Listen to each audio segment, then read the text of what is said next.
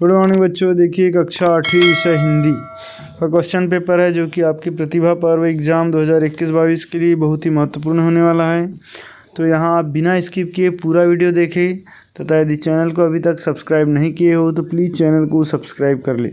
तो देखते हैं पहला क्वेश्चन क्या लिखा है। इस दोहे को पढ़कर निम्नलिखित प्रश्नों के उत्तर लिखिए। बड़े बड़ाई ना करे, बड़े न बोले बोल, हीरा मुख से कब कहे, लाख टका मेरो मोल। तो देखिए इसमें पहला क्वेश्चन दिया है, दोहे की प्रथम पंक्ति में किस वर्ण की आवृत्ति हुई है। तो जो प्रथम पंक्ति है फ्रेंड्स, इसमें ब की आवृत्ति हुई है, तो इसका उत्तर हो जाएगा ब। अब नेक्स्ट क्वेश्चन देखते हैं। प्रश्न क्रमांक 2 है, बड़े लोग कौन सा काम नहीं करते। तो जो बड़े लोग होते हैं, क्या लिखा है यहाँ पर, बड़े बड़ाई ना करे, बड़े न बोले बोल। मतलब बड़े जो होते हैं वो अपने मुख से अपनी बढ़ाई नहीं करते और बड़े बड़े बोल नहीं बोलते। ठीक है। तीसरा क्वेश्चन है, कौन अपना मूल्य स्वयं नहीं बताता, कभी नहीं बताता। फ्रेंड्स यहाँ क्या लिखा, हीरा मुख से कब कहे, लाख टका मेरो मोल। तो क्या है कि हीरे का जो मूल्य होता है लाखों रुपए होता है, लेकिन वो अपने मुख से कभी नहीं बोलता। तो उत्तर हो जाएगा हीरा। ठीक। चौथा क्वेश्चन है, इस दोहे में कौन सा अलंकार है। फ्रेंड्स यहाँ पर जो है ब वर्ण की का उच्चारण बार बार हो रहा है, इसीलिए इसमें क्या हो जाएगा, अनुप्रास अलंकार। ठीक है। जब कोई वर्ण बार बार आता है तो वहाँ अनुप्रास अलंकार होता है। प्रश्न क्रमांक 2 है बच्चों, इस दोहे को पढ़कर निम्नलिखित प्रश्नों के उत्तर लिखिए। करत करत अभ्यास के जड़मति होत सुजान, रसरी आवत जात है, सिल पर करत निशान। पहला क्वेश्चन दिया हुआ है, यह कौन से छंद का उदाहरण है। फ्रेंड्स ये मात्रिक छंद का उदाहरण है। फिर दूसरा, इस छंद में कितने चरण हैं। तो यहाँ पर देखिए जो अल्प विराम है और पूर्ण विराम, इनसे चरण अलग अलग हो जाते हैं। तो यहाँ 4 चरण हैं। ठीक। फिर है, काव्य रचना की दृष्टि से छंद कितने प्रकार के होते हैं। तो इसका उत्तर हो जाएगा फ्रेंड्स, काव्य रचना की दृष्टि से छंद 2 प्रकार के होते हैं। पहला मात्रिक छंद और दूसरा वार्णिक छंद। ठीक है। अब नेक्स्ट क्वेश्चन देखते हैं। इसी में प्रश्न चौथा है, दोहा छंद में समचरण तथा विषम चरण में कितनी मात्राएं होती है। तो जो दोहा छंद होता है उसके विषम चरण में 11-11 तथा सम चरण में 13-13 मात्राएं होती हैं। ठीक है। अब है प्रश्न क्रमांक 3, निम्न गद्यांश को पढ़कर प्रश्नों के उत्तर लिखिए। प्रश्न क्रमांक 3, गद्यांश को पढ़कर प्रश्नों के उत्तर लिखिए। भारत की हृदय स्थली में स्थित मध्य प्रदेश है, जहाँ राजा भोज की नगरी भोपाल मध्य प्रदेश की राजधानी है। इसे झीलों की नगरी के रूप में जाना जाता है। इंदिरा गांधी राष्ट्रीय मानव संग्रहालय, भारत भवन संग्रहालय, बिड़ला मंदिर, ताजुल मस्जिद और राष्ट्रीय वन उद्यान वन विहार भी यहाँ के दर्शनीय स्थल है। यहाँ से 45 किलोमीटर दूर दक्षिण में स्थित भीम बैठिका है, जो विश्व प्रसिद्ध शैलाश्रयों के लिए जाना जाता है। ठीक है फ्रेंड्स, तो ये हमने पढ़ लिए गद्यांश। अब इसके नीचे जो क्वेश्चन दिए हैं इनके उत्तर देंगे। तो पहला प्रश्न है, झीलों की नगरी के रूप में किसे जाना जाता है। तो देखिए झीलों की नगरी के रूप में क्या हो जाएगा, भोपाल को जाना जाता है। ठीक। अब नेक्स्ट क्वेश्चन, प्रश्न क्रमांक 2 है, भीम बैठका विश्व में किसके लिए प्रसिद्ध है। तो देखिए इसका उत्तर हो जाएगा, भीम बैठिका विश्व प्रसिद्ध शैलाश्रयों के लिए जाना जाता है। ठीक। प्रश्न क्रमांक 3 है, भारत भवन मध्य प्रदेश के किस शहर में है। तो फ्रेंड्स जो भारत भवन है ये मध्य प्रदेश के भोपाल शहर में स्थित है। अब नेक्स्ट क्वेश्चन है प्रश्न क्रमांक 4, ताजुल मस्जिद कहाँ है। तो फ्रेंड्स इसका भी उत्तर हो जाएगा, ताजुल मस्जिद भोपाल में स्थित है। ठीक। अब नेक्स्ट प्रश्न क्रमांक 4 देखते हैं। प्रश्न क्रमांक 4 है, मध्य प्रदेश मतलब निम्न गद्यांश को पढ़कर प्रश्नों के उत्तर लिखिए। मध्य प्रदेश भारत के हृदय प्रदेश के नाम से जाना जाता है, जो प्राकृतिक, धार्मिक, आध्यात्मिक, ऐतिहासिक, कला, संस्कृति के विरासत के लिए जनमानस को जीवंत दर्शन के लिए आमंत्रित करता है।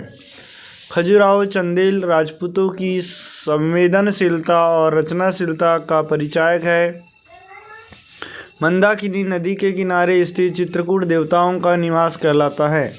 बाज बहादुर द्वारा रानी रूपमती के संदर्भ में बसाया गया मांडू नगर स्थापत्य वास्तुकला का श्रेष्ठ प्रतिरूप है। आस्था के पुण्य स्थल के रूप में ओमकारेश्वर एक द्वीप के समान है। फ्रेंड्स, इस तरीके से हम पूरा गद्यांश को पढ़ लेंगे। उसके बाद जो नीचे क्वेश्चन दिए हैं इनका उत्तर देते हैं। तो पहला प्रश्न है, खजुराहो किस राजवंश की संवेदनशीलता एवं रचनाशीलता का परिचायक है? तो देखिए ऊपर हमारे पास गद्यांश में लिखा है खजुराहो चंदेल राजपूतों की संवेदनशीलता और रचनाशीलता का परिचायक है। प्रश्न क्रमांक 5 है, दिए गए शब्दों में से प्रत्यय छांटकर लिखिए। तो देखिए प्रत्यय वह शब्द होता है जो किसी शब्द के पीछे लगता है और उसका नया शब्द बना देता है। ठीक है, जैसे पान, पान में वाला शब्द प्रत्यय है, लड़कपन में पन शब्द, दूध वाला में वाला, लकड़हारा में हारा, बुनावट में वट, पुजारी में री तथा मानवता में ता, घबराहट में हट और कुलीन में न। तो ये शब्द फ्रेंड्स क्या हो गए? प्रत्यय। फिर है प्रश्न क्रमांक 6, दिए गए शब्दों से उपसर्ग छांटकर लिखिए। उपसर्ग का मतलब होता है किसी शब्द के पहले लगने वाला शब्द या अक्षवर्ण। जैसे न्याय में अ जुड़ गया तो अन्याय हो गया, तो अ शब्द हो जाएगा उपसर्ग।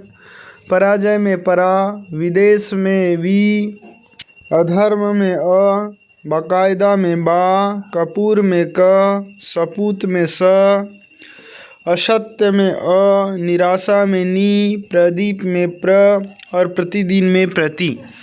तो ये शब्द फ्रेंड्स क्या हो जाएंगे? उपसर्ग। ठीक है, तो यदि वीडियो पसंद आ रहा हो तो प्लीज़ इसे लाइक कर ले और चैनल को सब्सक्राइब करना ना भूले ताकि सभी प्रकार की वीडियो आप तक पहुंच सके। बच्चों, सही जोड़ी है जो कि श्रृंगार रस, एक तरफ रस दिया हुआ है, दूसरी तरफ उनके स्थायी भाव। तो जैसे श्रृंगार रस का क्या हो गया? रति, करुण रस का शोक, रौद्र का क्रोध, वीर रस का उत्साह, अद्भुत का आश्चर्य और शांत रस का हो जाएगा निर्वेद। ठीक, फिर है विभत्स रस, विभत्स का हो जाएगा जुगुप्सा और भयानक का हो जाएगा भय। फिर है फ्रेंड्स प्रश्न क्रमांक 8, निम्नलिखित तालिका के क खंड के मुहावरे और ख खंड के अर्थ दिए हैं, सही जोड़ी मिलाकर लिखिए। जैसे पहला लिखा अंगूठा दिखाना, तो अंगूठा दिखाने का मतलब हो जाएगा इनकार करना।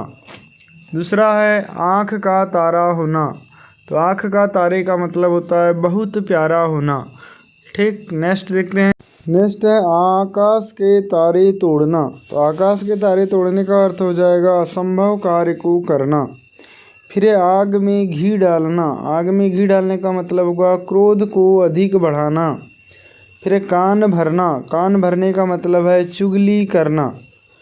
ठीक है बच्चों, वीडियो पसंद आया तो प्लीज़ लाइक कर लें और चैनल को सब्सक्राइब जरूर कर लें। और शेष प्रश्नों के प्रश्न पत्र के लिंक आपको डिस्क्रिप्शन में मिल जाएंगे, वहां से आप बाकी के प्रश्न के पत्र का आंसर देख सकते हैं फ्रेंड्स।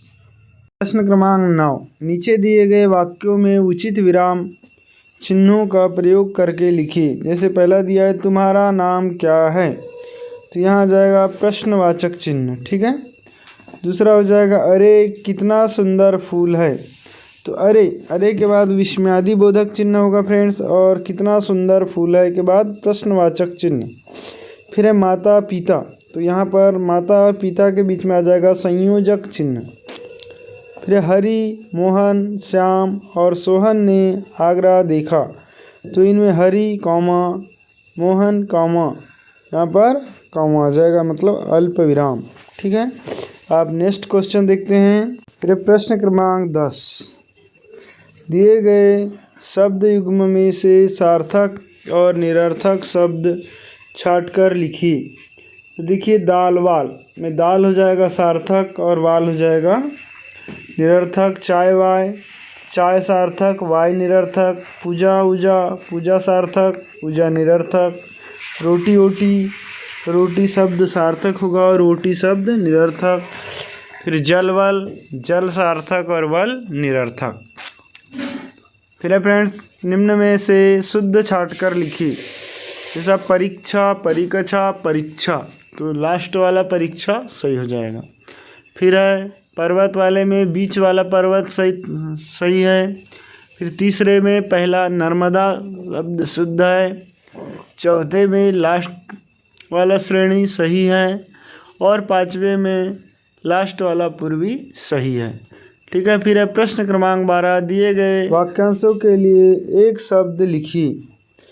पहला है बहुत बोलने वाला, तो बहुत बोलने वाला हो जाएगा वाचाल। दूसरा है कम खाने वाला, कम खाने वाले को कहते हैं अल्पाहारी। फिर है हाथ से लिखा हुआ, हस्तलिखित। फिर चौथा है उपकार मानने वाला, इसको कहते हैं कृतज्ञ।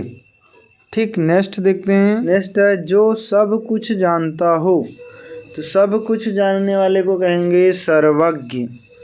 ठीक है। अब देखते हैं प्रश्न क्रमांक 13 है अलंकार किसे कहते हैं। इसका उत्तर हो जाएगा काव्य की शोभा बढ़ाने वाले तत्व अलंकार कहलाते हैं। फिर है प्रश्न 14 अनुप्रास अलंकार की परिभाषा लिखिए। तो उत्तर जब एक ही वर्ण की आवृत्ति होती है वहाँ अनुप्रास अलंकार होता है। फिर है 15 उपसर्ग किसे कहते हैं। तो किसी शब्द के पूर्व में जुड़कर नए शब्द बनाने वाले शब्दांश उपसर्ग कहलाते हैं। फिर है प्रत्यय किसे कहते हैं। तो फ्रेंड्स इसका उत्तर भी हो जाएगा किसी शब्द के अंत में जुड़कर नए शब्द बनाने वाले शब्दांश को प्रत्यय कहते हैं। पसंद आ रहा हो तो प्लीज़ इसे लाइक कर ले और चैनल को सब्सक्राइब कर ले तथा बाकी के और भी प्रश्न पत्र आप देखना चाहते हैं तो उसका लिंक आपको डिस्क्रिप्शन में मिल जाएगा, वहाँ से क्वेश्चन आप देख सकते हैं।